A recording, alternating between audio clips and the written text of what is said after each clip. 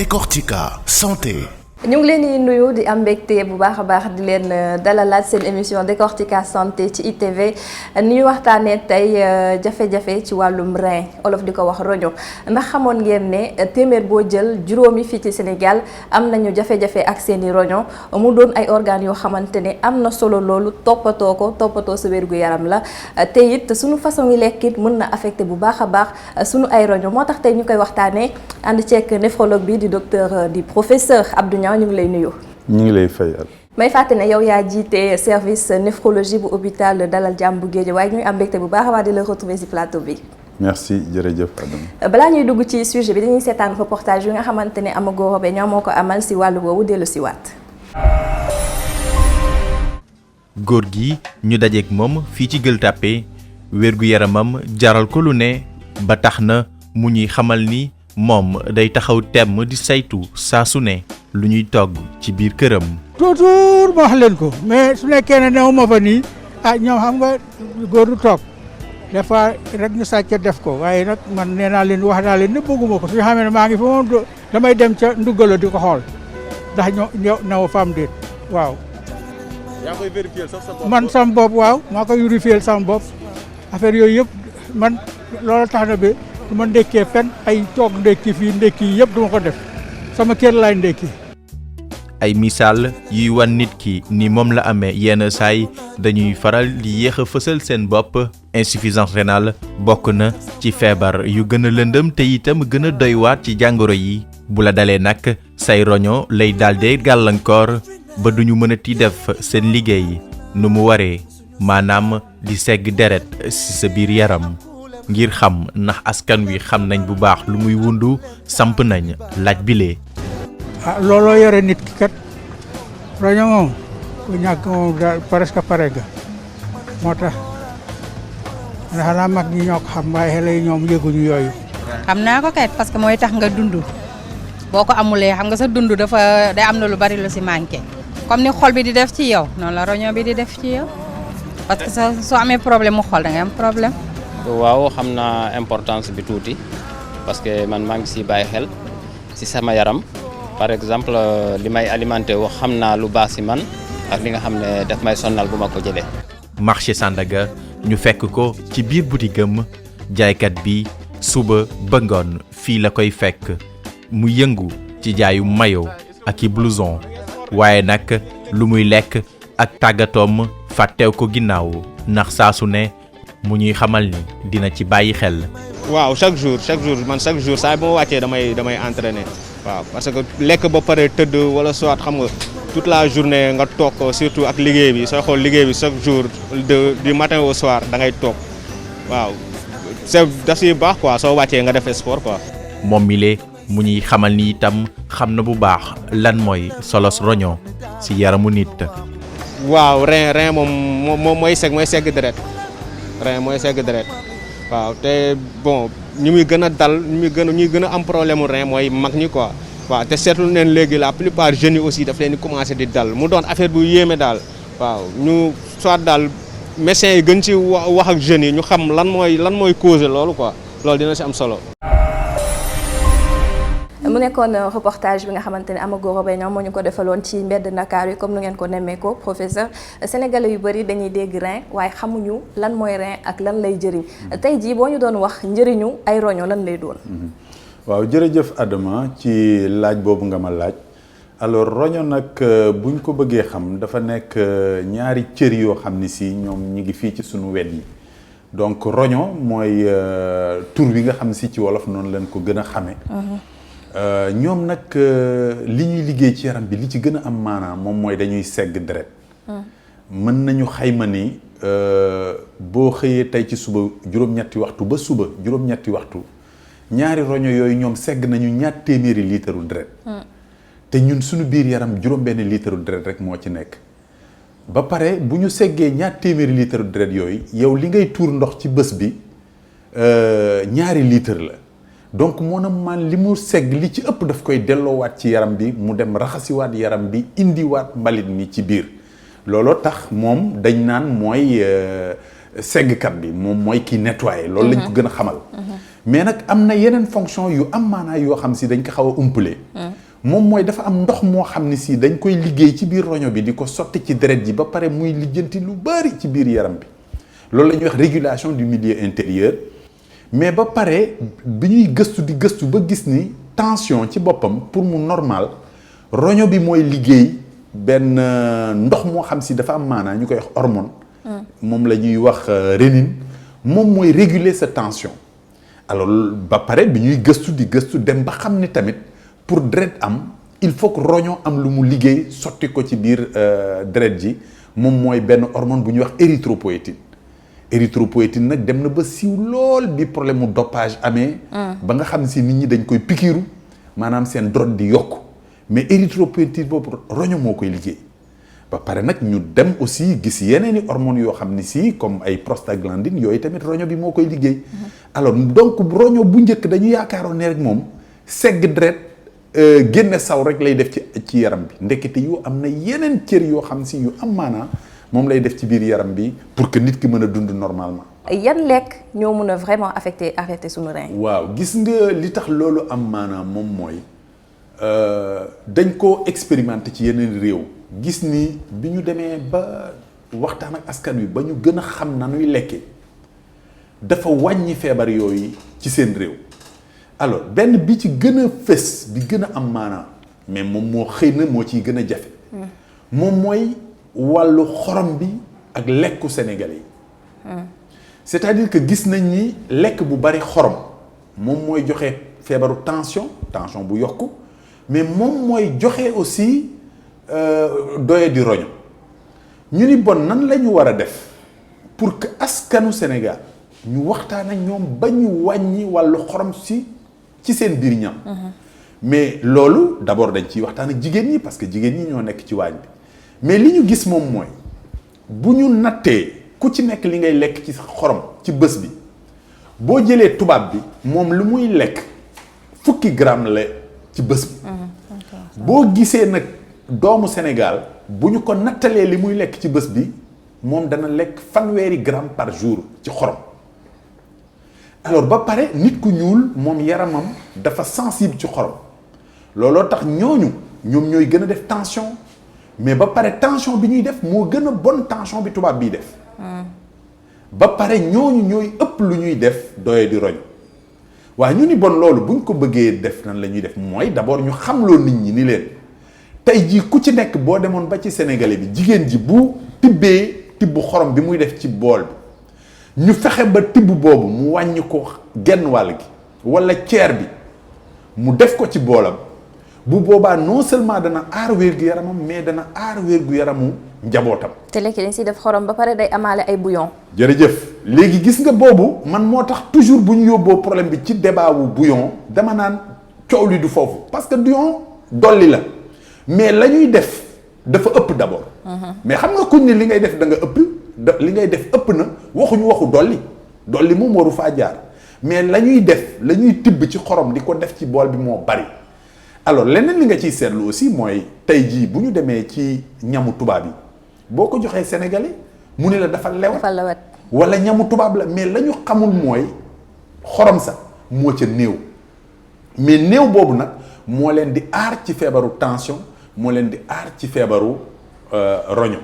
alors beneen biñ ci xam aussi te jàngat ko mu leer mooy dëwliñ ji boo gisee famille sénégalaise ñoom bala ñuy am lu ñu bëggee ñu def dëwliñ ba bu ñu ko dankee affaire bi di sotteeku mais loolu c'est trop parce que dëwliñ jooju bu duggee ci sa yaram moom dafay dem ci sidit yi dafay boucher sidit yi loolu aussi ci lay indi hypertension la bokk. alors donc loolu te loolu mën na ñàkk bu ñu waxtaanee ak jigéen ñi war nañu mën a fexe ba dëwliñ jooju ñuy def tey jii bu doon yow ravitaillement 10 litres de dëwliñ la par weer ñu fexe waxtaan ak ku jigéen ki ba mu def ko 5 litres loolu muy wàññi noonu dana aar ci moom feebar mais dana aar aussi ci njabootam. beneen bi mooy suukar bi diabète bi bari na ci dëkk bi gis nañ ni tey jii li gën a néew mooy téeméeri sénégalais yoo gis estimation yi nee nañ lu gën gaa néew fukki yi am nañ diabète te loolu day yokk rek parce que tey jii boo demee dëkk bu mel ni États-Unis téeméer boo jël genn wàll gi am nañu diabète mais ci seen lekkin la mais ñun gis nañ ni suñu lekkin mi ngi dem di jege lekkinu tubaab bi maanaam ci naan boisson ci lekk ay gâteau ci lekk ceeb parce que ñun ceeb bi aussi suñu problème la ñun suñu togg yëpp ceeb la àndal te ceeb bi dafa am dawlin donc war nañu waxtaan ak askan bi fexe ba aussi nan la ñuy mën a def ba wàññi ceeb boobu yokk légume bi bu ko defee loolu aussi dana tax feebar yu mel ni que diabète yooyu wàññi ci askan bi. Professeur dañuy dégg tamit yenn saa yi ne yenn garabu olof yi mun na affecté suñu ay rein. waaw xam nga loolu aussi liggéey bu am maanaa la et malheureusement ba léegi des na ci wàllu yee askan bi alors li tax loolu am incidence ci roño moom mooy gis nga muy garabu tubaab muy garabu wolof lépp loo dugal ci sa yaram suba ba ngoon say roño moo ko ci war a génne maanaam roño bi mooy dem segg ko yóbbu ko alors bu fekkente ni li muy segg nag dafa toxique loola mooy yàq filtre yooyu ma la doon wax léegi te da koy yàq ndànk-ndànk mais di ko yàq muy dem alors looloo tax ñun ci suñu jàmbat ñu gis ba malade yoo xam si dara dalu leen ñu naan yenn xeetu garab yi rek roño yu tëju ak malade yoo xam si dañoo am doye di roño yaakaaroon bu ñu jëlee garab gële mu faj leen malheureusement ñu jël fekk la desoon ca filtre ya garab ga yàq ko alors mais il faut que nit ñi xam aussi nii ñun waxuñu ni garab wolof mënta faj c'est-à-dire problème bi mooy garab goo gis muy bu tubaab bi bu mu war a kii dafa am dose boo xam ni si day faj am dose boo xam si day yàq mais même am dose boo xam si day rey waaw mais souvent problème bi ñu am ci pharmacopée bi maanaam ci garabu yi man du ma wax sax am nañ ci ñu mën a faj mais am na ñoo xam si wax dëgg yàlla dañuy jóg rek nekk fajkat daf ci am garab yoo xam si dañ koy manipuler te xamuñu lan la mën a yàq yenn saa yi xëy na sax xam nañ li muy faj mais xamuñu lan la mën a yàq mais bu boobaa nag garab yooyu boo ko jëlee daf leen di jox doye di roño alors ce qui fait que dañu war a waxtaan ak askan bi ba nga xam ne si ku ci nekk looy naan da nga koy xam ba pare ban dose nga koy xamee dégg nañ ci sax ñoo xam si dañ naan mën nañoo faj insuffisance rénale mën nañoo faj doye di roño loolu aussi nekk parfois ay wax yoo xam si pour jaay la mais vraiment du pour faj askan day jur ay lor donc loolu nag buñ ci waxtaanee ak nit ñi mais nit ñi aussi danañ yeewu ci yëf yi ba pare mën a moytu li leen mën a gaañ à quel moment lañu mën a sentir ne ñun kat am nañ ay jafe-jafe ci sunu roño yi alors loolu nag Adama mooy li gën a doy waar ci feebaru roño parce que feebar yu bari dafa am lu mu lay wan bu ko defee nga jóg ci mais feebaru roño mooy feebar bi nga xam ni si moom dañuy koy wax reykat bi yoon un peu comme le cancer naan ko le tueur silencieux li koy naan the silent killer parce que moom mën la dal ba yàq say roño complètement te doo ci yëg dara parce que nit ki bu juddoo li ñuy wax néphron mooy filtre yi nekk ci biir roño yi ku ne da ngay juddoo 1 million filtre ci sa benn roño bu nekk donc 2 millions filtre yooyu moom la ñuy wax néphron looloo tax ñu ñuy wax néphrologue mais filtre yooyu du yokk maanaam bu ci yàqu rek yàqu na mais li doy waar ci roño moom mooy mën nga ci yàq 1 million ci roño bu nekk te doo ko yëg ba pare feebar bi bu yàq ñaari yi lay yàqandoo alors li tax muy def loolu mooy yàlla dafa liggéeyee cër boobu liggéey bu doy waar daf ci defar ñaar te boo ci amee benn mën ci dund comme boo ci amee ñaar alors looloo tax aussi ci benn bi boo ci yàqee 1 filtre yi mooy 1 million yi 1 million bi ci des day liggéey comme boo amoon million bi alors avantage bi mooy tey mën nañu dindi sa benn roño fekk nga am 2 roño yuy dox te du la wàññi dara mais la ca bon moom mooy boo yoree feebaru roño day yoot di yàqu yow mën nga dem ba am 10% ci filtre yi mooy maanaam ay 200 000 filtres ci ku amoon million mais muy liggéey di régler say problème yow ngay di doxi say soxla te doo ci yëg dara te du am benn symptôme mais xam nga kooku da nga yéex a jóg surtout sénégalais nga xam ni si lu koy metti rek moo koy yëngati alors que kooku nag kan moo mën a jóg ci loolu ki nga xam si moom day dem ci kër docteur di xool boppam te dara dalu ko. moom la ñu naan dépistage. très bien dinañ ci dellu si. si wàllu boobu sax dépistage bi justement bu ñu xoolee wax nga ko sànq sénégalais yu bëri tàmmuñu xëy rek naan ñu ngi dem def contrôle wala ñu dem def dépistage yu ni mel noonu est-ce que yow miy liggéey si wàllu boobu. nekk néphrologue est-ce que nemmeeku ngeen par rapport ak seeni chiffres ak fréquentation ni nit ñi vraiment ñu ngi ñëw di saytu di def dépistage boobu nga xamante ne mooy tax ñu xam ne suñu rein nekk na en bonne santé wala am na ay jafe-jafe. alors malheureusement loolu sénégalais yi du seen habitude bi ñu defee ay càmbar xayma nañ ni ci fukk ak juróom-benn million sénégalais yi am nañ ci 800 000 maanaam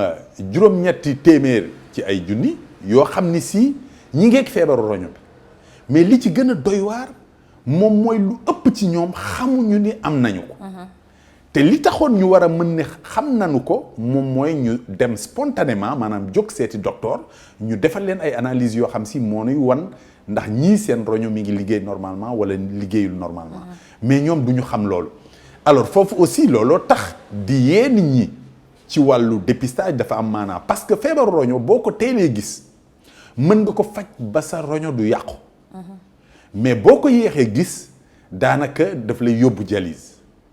donc loolu liggéey bu rëy loo xam si moom la ñu war a def foofu. waaw si loolu sax bëgg naa ñu xuusaat si ñu gën see xuusaat à quel moment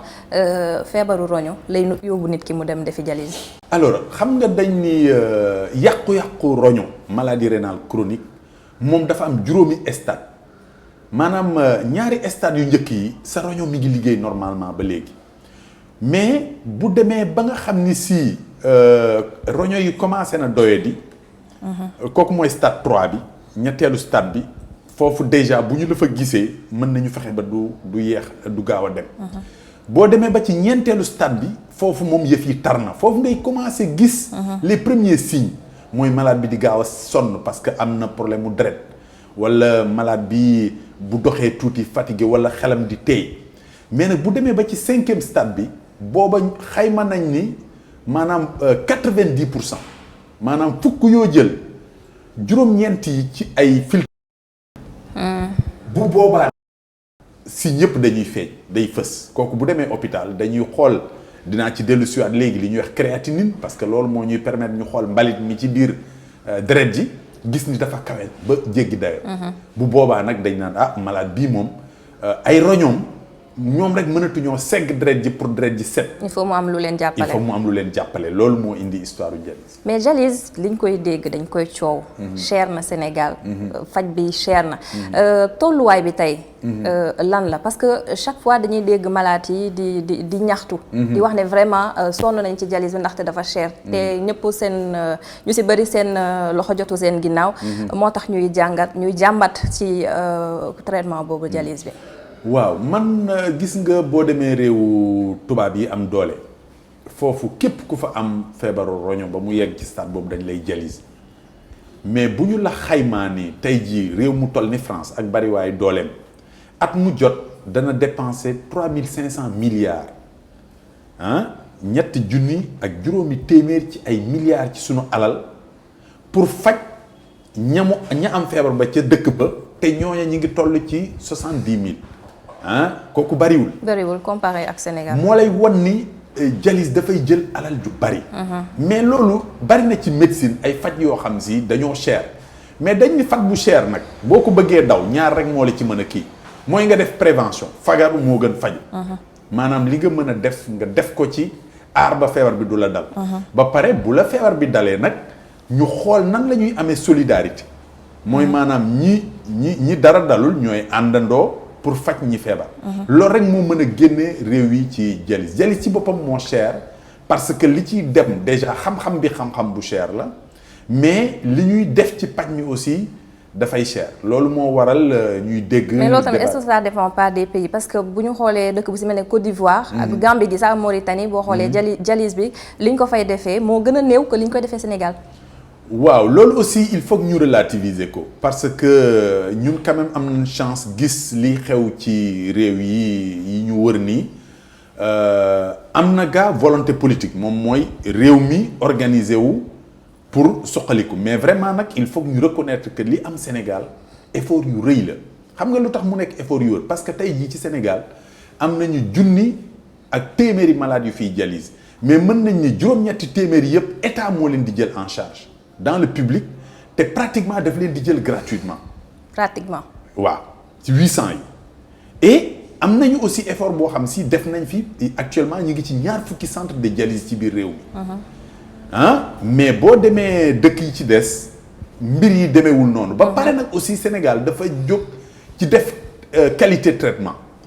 mais man gëm naa ne liggéey bi fi ñu ko war a gën a yokk mooy ci sensibilisation bi mooy waxtaan ak askan wi pour nan la ñuy def ba aar feebar boobu. ba pare nag fagaru bi aussi daf ci am maanaa et puis ñu jéem a organiser wu aussi ba nga xam ni si ñi feebar yëpp danañ leen mën a faj loolu mooy intérêt wu am li ñuy wax la couverture maladie.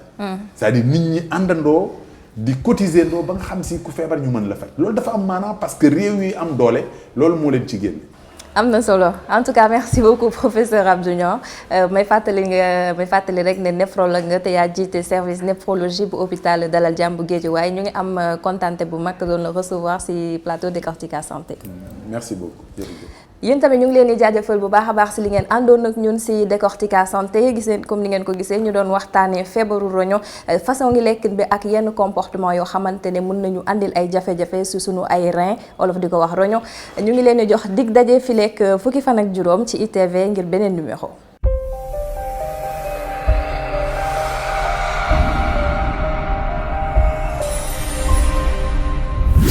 Décortica Santé.